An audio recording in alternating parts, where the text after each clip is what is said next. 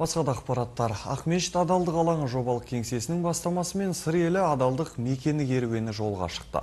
Әртүрлі сала өкілдерінің басын қосқан ақпараттық лекторлық топ енді 2 ай бойы ауылдық жерлерде болып тұрғындарға түсіндірме жұмыстарын жүргізбек.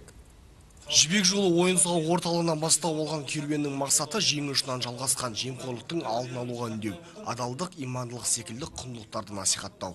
Осы ақпарат насихат топ құрамында теолог, имандар, сонымен қатар осы агенттіктің облыстық департаменттің қызметкерлері, қоғамдық ұйым мүшелері, бақ өкілдері осы арнайы елді мекендерді аралап, тұрғындардың тілектерін, ұсыныстарын, пікірлерін жинақтап, 2 маусым күні Қызылорда қаласына оралатын болады.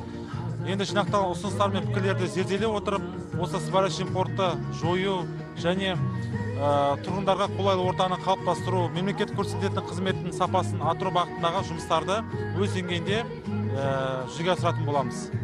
Бұл күні ақпараттық топ Жетікөл Амангелді ауылдарының халқымен жүздесіп, жемқорлыққа қарсы күрес төңірегінде әңгіме өрбітті.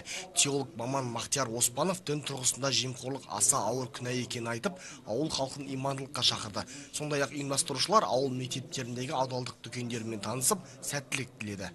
Елге келіп, үгіт насихат жүргізіп жатырмыз, әртүрлі саладан, дін саласында бар екен.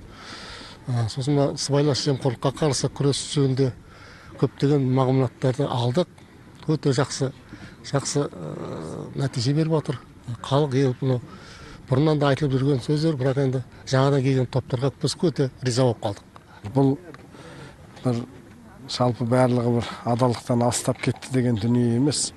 Адам тал бесіктен көр бесікке дейін сол адалдықты үйрете беруден шаршамау керек, жалықпау керек.